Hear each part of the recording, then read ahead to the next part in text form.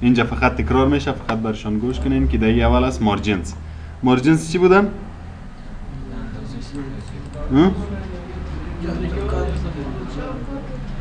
اینی فاصله که خط از کجا تا کجا شروع میشه وقتی که ما خط نوشته میکنیم، از کجا شروع میشه تا کجا. مثلا اینی خط است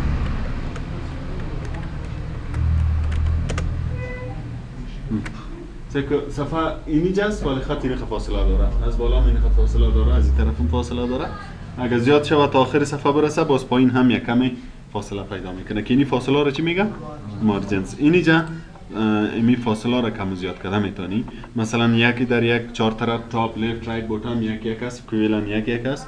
اگر مثلا اینی رو کلیک میکنی باز نیم میشه، یم کم شد یم کم شد یم کم شد. هم میتونی کم کنی و هم میتونی زیاد کنی.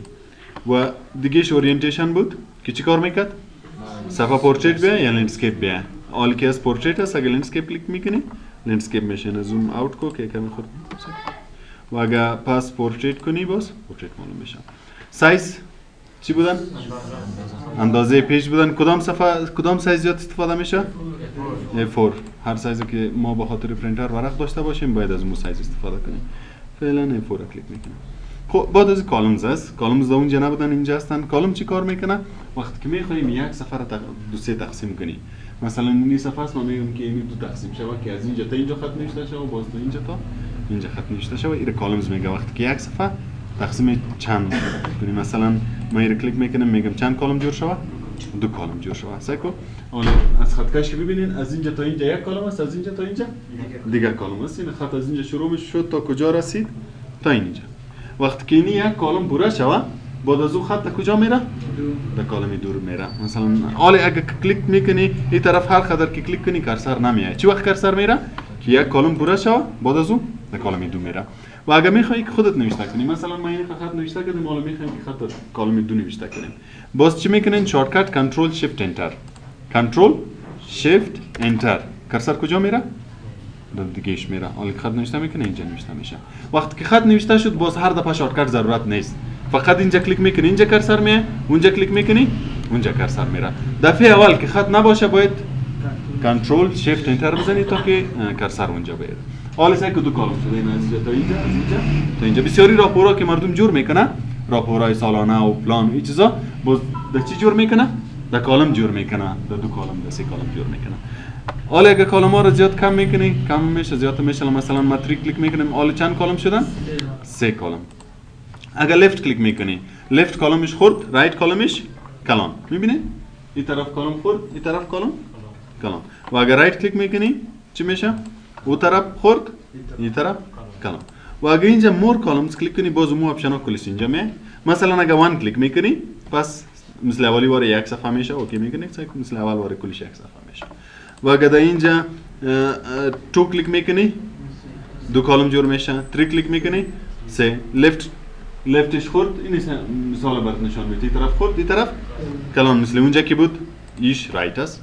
خب میرم فعلا دو کالم کلیک میکنی. بعد از اینجا رایت تو لیفت. وقتی خط نوشته میکنی از کدام طرف به کدام طرف میره؟ از طرف لیفت به طرف رایت میره. میتونی دایرکشنش هم چنج کنی که رایت تو لیفت شوه. باز وقتی خط نوشته میکنی از رایت به لیفت میره. اول کالم است، دوم کالم است. اگر کلیک نباشه اول کالم است، دوم اینی هستن. لاین بیتوین که در مابینشان لاین هم بیاید. باز چی میشه؟ در مابینش یک لاین هم اضافه میشه. و بعد از او در کالمز اینجا وید ان سپیس داره. وید چی معنی؟ بر. سپیس فاصله. سعی اینجا فاصله عالی است یا نه؟ بین دو تا این فاصله هستن. و بر این کالم از اینجا تا اینجا، بر از این هم از اینجا تا اینجا. میتونی برش را زیاد کنی، میتونی فاصله را زیاد کنی یا کم کنی. کم زیادش اینجا است. بیا اول اینجا سعی کنی آپشن کلیک است که ایکوال کالم وید. ایکوال کالم وید چی معنی؟ که هر دو کالم ویدش مساوی باشه. برشان باید چی باشه؟ مساوی. حال مساوی است. از این و از این برشان مساوی است. چی وقت مساوی می باشه؟ وقتی که تیک مارک باشه. حالا سعی کنید اینجا کالم 1 است، کالم 2 است. اگر ما کالم 1 ویدشان چند است؟ 2.88. از دیگه شون هم چند است؟ 2.88. اگر ما این را زیاد میکنم دیگهش چی میشه؟ زیاد میشه. فاصله باز کم میشه. سعی کنید فاصله است. وقتی که این را زیاد میکنم فاصله چی میشه؟ کم. به خاطر که این کلان میشه طبعا فاصله باید کم شود. و اگر خرد میکنی باز فاصله زیاد میشه. اگر من کم میکنم باز فاصله زیاد میشه. مثلا که یک کم میکنه دیگهش خودش میشه. چرا که اینی کلیک است. اگه این کلیک نباشه باز میتونین که مثلا اینی کلمه خرد کنم و کلمه کلان کنم، یک کلم خرد باشه یک کلم، و اگه ایکوال باشه باز مساوی میشه. بعد از apply to whole document this point forward. یادتون است apply whole document چیکار میکنه؟ وقتی که من اینجا یک سیتینگ جور میکنم، مثلا ما چند صفحه فعلا داریم؟ 2 صفحه، اینا 3 صفحه جور میکنیم که 3 صفحه شما. ولی اینجا که کدام تغییرات میاریم، مثلا ما میگم که چند کلم جور شوه؟ 2 کلم. چند صفحه اوجا داریم؟ 3 صفحه. آیا دایمی 3 صفحه کلش جور شوه؟ اگه میگی که می تغییراتی که آوردیم در کل صفحات بیاین، باز اینجا باید آپشن چی باشه؟ هول داکومنت. هول داکومنت به این معنی که هر چند صفحه باشه می تغییرات در کلش بیاین. و اگه اینجا this point forward کلیک میکنی، this point forward باز چی معنی؟ جایی که کرسر ماندی بعد از او. مثلا 3 صفحه هستن، ما میخوایم که بعد از صفحه سوم، بعد از صفحه سوم 2 کلم جور شود. اینا اینجا میم more columns، میگم چند کلم جور شود؟ 2 کلم. هول داکومنت اگه کلیک میکنی باز در کل صفحه، میگم کلش نه بعد از کرسر در کدام صفحه است؟ در صفحه سوم. حالا میگم this point forward اوکی کو. سیکال در صفحه سوم 2 کلم است، میبینی؟ ولی در صفحه 2 اگه میری چند کلم است؟ 1 2 کلم نیستن. this point forward که کلیک میکنی هر جایی که کرسر باشه بعد از کرسر کلم ها را جور میکنه. فهمیدین؟ this point forward whole document. whole document معنی تغییراتی که من میارم در کل صفحه بیاین، و this point forward در جایی که کرسر ماندی بعد از او تغییرات بیاین. و میمونه this section اینی جا میخوانیم که در یک سکشن تغییرات بیاین. فهمیدین ایره؟ کلم ز فهمیدین؟ خب بعد از اون میایم با بریک. در بریک اول از پیج. این پیج بریک چی کار میکنه؟ یکی از یک صفحه اضافه میکنه. فعلا کلی چند صفحه داریم؟ 3. اگه یک صفحه دیگه اضافه میکنیم شارتکتش چی است؟ کنترل انتر. اینی کماندش است. این کنترل انتر از اینی شارتکتی از اینی کماند است. اگه ما کلیک کنیم چند صفحه شد؟ 4. باز کلیک کنیم چند صفحه شد؟ 5. کنترل انتر شارتکتشون هستن. فهمیدین؟ بعد از اون است کالم بریک. کالم بریک پیشتر ما شما کالم ها را خواندیم و گفتیم که از یک کالم به کالم دیگه میری، شارتکتشون چی است؟ کنترل شیفت انتر. اینی کماندشون است. از اینجا میتونی مثلا اگه من 2 کالم داشته باشم، اینا 2 کالم دارم، فعلا در اینی کالم هستم، میخوایم که کالم دیگه برم، فقط اینجا میای اینی رو کلیک میکنی، کرسر کجا میره؟ در کالم بعدی میره. شارتکتشون چی است؟ کنترل شیفت انتر. خب بعد از اینجاست تکست ریپینگ. تکست ریپینگ باز چی کار میکنم؟ ما شما پاراگراف خوانده بودیم، ما گفتیم وقتی که خط نوشته میکنیم این کلش یک پاراگراف میباشه. تا چی وقت یک پاراگراف میباشه؟ تا که انتر میزنیم. وقتی که انتر زدیم بعد از اون پاراگراف چنج میشه. و اینجا در هم اینی علاماتش هم خوانده بودیم که این کلیک کنیم. سعی کنیم این علامات چی هستن؟ از پاراگراف از تکست ریپ هستن. وقتی که ما خط نوشته میکنیم این علامه یک علامه میباشه. ولی که انتر بزنی چند تا میشه؟ 2. اینجا خط نوشته میکنم، باز خط نوشته میکنم، سعی هر قدر که انتر میزنی اون قدر این علامات میاد که اینجا تکست ریپ شده، یعنی پاراگراف جدا شده. یک است، این دیگه هستن. فهمیدین؟ ولی ما میخوایم مثلا تا اینجا ما یک پاراگراف است، میخوایم که اینجا یک چند تا لاین دیگه هم اضافه کنیم که در کدام پاراگراف باشه؟ در این پاراگراف چنج نشه. مثلا ما میایم اینجا 2-3 تا جمله دیگه نوشته میکنیم. خوب پاراگراف چنج نمیکنیم. حالا اینجا که تو میخوای که جمله دیگه نوشته کنی، خب باید کرسر پایین بیاری یا نه؟ کرسر چه قسم پایین میاری؟ انتر میزنی؟ انتر که زدی پاراگراف چنج میشه یا نمیشه؟ میشه نه؟ اگه میگه که چنج نشه باز از این چی استفاده میکنی؟ فقط اینی تکست ریپینگ کلیک میکنی. سعی کرسر پایین اومد یا نه؟ باز اگه کلیک کنیم باز پایین اومد. باز اگه کلیک میکنیم باز پایین اومد. ولی علامه ببینی، علامه هنوز هم یک علامه داخل هستن. این به این معنی که کلش تا هنوز یک پاراگراف هستن. شارتکتشون چی است؟ شیفت انتر. تنها شیفت بگی انتر بزن. حالا ببین کلش یک پاراگراف است. وقتی که من تغییرات میارم، مثلا الاینمنت چنج میکنم، فقط من کرسر دمی کل پاراگراف رو میبینم، الاینمنت چنج میکنم، سعی کنم کلش چنج میشه. به خاطر چی؟ که کلش یک پاراگراف است. اگه من انتر بزنم، مثلا بعد از این انتر میزنم، اینجا پاراگراف نوشته میکنم. حالا دمی پاراگراف بالا اگه من کلیک میکنم چنج میکنم، پایینی چنج میشه؟ نمیشه. چرا که جداست؟ او جدا هستن و بینشان اینی فاصله که آمدن ای از خاطر چی هستن که ما اینجا تکس رپ استفاده کردیم. یا شارتکتشون چی بودن؟ شیفت انتر. فهمیدین؟ شارتکت از چی هست از پیج بریک؟ کنترل انتر که صفحه را اضافه میکنه. از کالم بریک شارتکتشون چی هست؟ کنترل شیفت انتر که از یک کالم به دیگه کالم میره. و از تکست ریپینگ که پاراگراف چینج نشوه کرسر پایین بیاره چی هست؟ شیفت انتر است. فهمیدین تا اینجا؟ خب بعد از میریم به سکشن بریک. این بسیار زیاد مهم هستند. سکشن بریک این چی کار میکنه؟ این رو وقتی استفاده میکنی وقتی که میخوایی که در صفحه چند سکشن داشته باشی.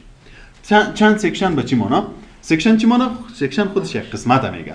مثلا این صنف یک سکشن است. اگر ما صنف دیگه داشته باشیم و دیگه سکشن است و دفتر کی است و دیگه سکشن است، یعنی بخش جدا هستند.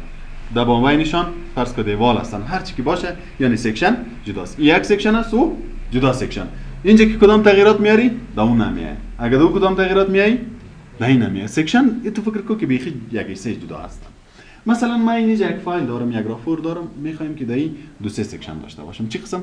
مثلا کتابا رو خود زیاد دیدین، در کتاب فصل میباشه، فصل اول، فصل دوم. نه ما میخوایم که اینجا 4 فصل داشته باشیم و هیدر فوتر از هر فصل جدا جدا باشه. هیدر فوتر ما تعریفش چه قسم خوانده بودیم که در یک صفحه که چیزی نوشته کنیم تکراری در کلش بیایم. خوانده بودیم؟ یعنی حالا ما چه قسم میخوایم؟ ما میخوایم که اینجا 4 فصل باشه، از هر فصلش هیدر فوتر جدا باشه. برای یک فصل پیج باردر بتم، به دیگهش ندم.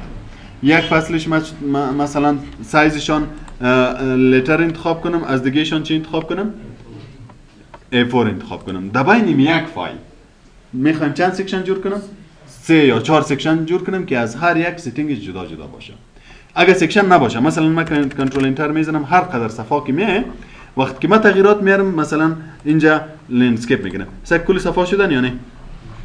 اگر ما میخوایم که مشخص مثلا از اول تا 4 پورتریت باشه، بعد از 4 تا 8 لندسکیپ باشه، بعد از اون دیگه قسم باشه، یک سکشنش باردر داشته باشه، دیگهش نداشته باشه، باز میای از چی استفاده میکنی؟ از سکشن ها استفاده میکنی. چه قسم؟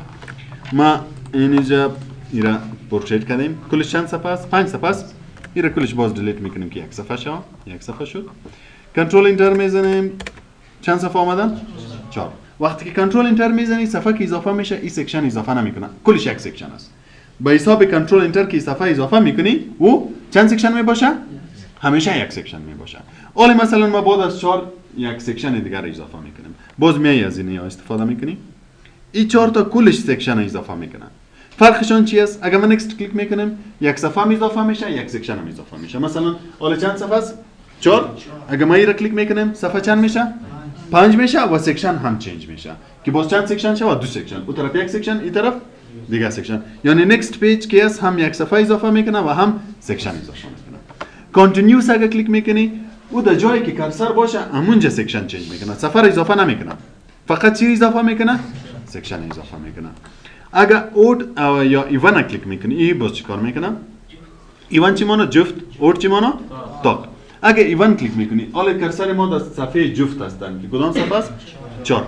ایوان اگر کلیک میکنی، ای با جفت میره، از 4 به 6 میره، اضافه میکنه، از 4 به 6 میره و سکشن هم اضافه میکنه. یعنی یک صفحه در مابین خالی میمونه.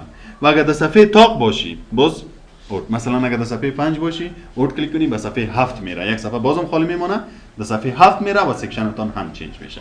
فعلا من نکست کلیک میکنم که صفحه 5 شوه و سکشن هم چند شوه، اضافه شوه. اومد؟ نه. باز کلیک میکنیم. نه اومد.